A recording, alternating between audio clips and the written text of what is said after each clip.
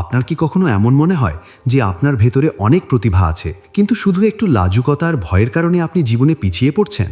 আপনি চুপচাপ থাকেন বলে মানুষ কি আপনাকে বোকা ভাবে? যদি এমনটা হয়, তবে আজকের এই গল্পটা একদম আপনার জন্যই। গল্পটা শেষ পর্যন্ত শুনুন, কথা দিচ্ছি নিজেকে নিয়ে আপনার ভাবনাই বদলে যাবে। এক শহরে এক লবণ ব্যবসায়ী ছিল। তার ছোট ছেলেটা খুব চটপটে হলেও বড় ছেলেটা ছিল প্রচণ্ড লাজুক। সে এতটাই লাজুক ছিল যে মানুষের সাথে কথা বলতেও তার হাত পা কাঁপত। মানুষ তার এই চুপচাপ স্বভাব দেখে তাকে বোকা ভাবত। বাবাও সবসময় বিরক্ত হয়ে তাকে বকাঝকা করতেন। এসব শুনতে শুনতে ছেলেটার আত্মবিশ্বাস একদম তলানিতে গিয়ে থাকে। পরীক্ষার হলে জানা উত্তরও সে ভয়ে লিখতে পারত না। বড় হওয়ার পর বাবা তাকে দোকানে বসালেন, কিন্তু নার্ভাসনেসের কারণে সেখানেও সে ভুলভাল করতে লাগলো।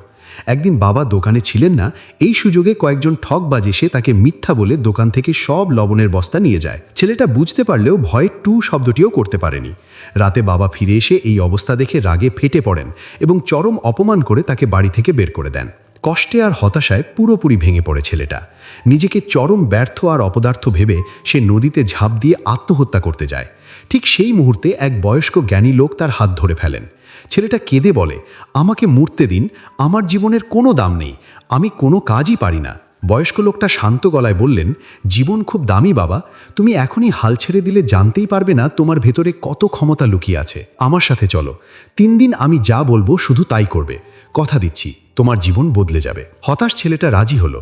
প্রথম দিন লোকটা তাকে বললেন, আজ তুমি 10 জন অচেনা মানুষের সাথে কথা বলবে। ভয়ে ভয়ে শুরু করলেও দিন শেষে ছেলেটা দেখল কাজটা খুব একটা কঠিন না, উল্টো কয়েকজন নতুন বন্ধুও হয়ে গেল তার। দ্বিতীয় দিন তাকে বলা হলো কয়েকজন বাচ্চাকে পানির উপকারিতা বোঝাতে। কাঁপা কাঁপা হাতে সে কোনো মতে সেটা বুঝিয়ে আসলো ঠিকই, কিন্তু নিজের ভেতরে সে প্রথমবারের মতো একটা অদ্ভুত সাহস অনুভব করল। তৃতীয় দিন লোকটা বললেন, এবার বাড়ি ফিরে যাও আর তোমার বাবার মুখোমুখি দাঁড়িয়ে ক্ষমা চাও। ছেলেটা প্রথমে ভয় পেলেও সাহস জুগিয়ে বাড়ি গেল। বাবার চোখের দিকে তাকিয়ে নিজের ভুল স্বীকার করে আরেকটা সুযোগ চাইল। ছেলের চোখের এই নতুন আত্মবিশ্বাস দেখে বাবাও অবাক হয়ে তাকে বুকে টেনে নিলেন। ছেলেটা দৌড়ে সেই বয়স্ক লোকটার কাছে গিয়ে সফলতার রহস্য জানতে চাইল। জ্ঞানী লোকটা হেসে বললেন, রহস্য তো তুমি নিজেই আবিষ্কার করে ফেলেছ।